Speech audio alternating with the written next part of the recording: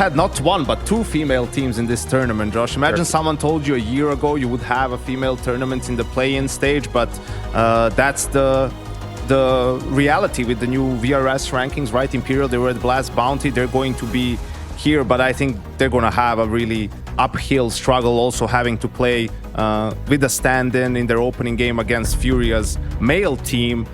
For me, that's the toughest, hardest match of the day for sure. Why do you think so? Do you think that stand-in actually is going to benefit them or hurt them a little bit? Hurt them, absolutely. I don't think it's any different for them just because they're a female team. They're losing their in-game leader.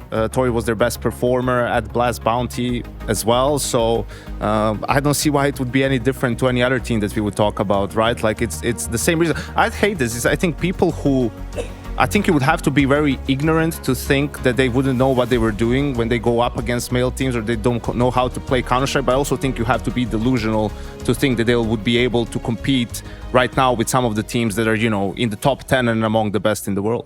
I was watching one of their games against Na'Vi, and I was actually impressed with some of the textbook style gameplay that they had. So I'm interested to see how they're able to fare up against Furia here. But yeah, I mean, I'm thinking this Complexity Eternal Fire game is going to be a little bit more difficult for those guys, because Complexity without a Liege, like, that's, we look at the VRS, that's the only reason why they were as high as they were, is because Liege just, I mean, single-handedly put those guys on his back.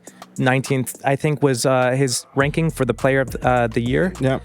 It's going to be difficult without him. Yeah, and I think also they're having to turn to local talent, right? They couldn't get some splash signing really to make up for it. They're trying to do more with less, and we'll have to see, you know, some people have these theories that when a star player leaves, it opens up room for everyone else. Well, let's see if some of these guys can really take advantage of it, because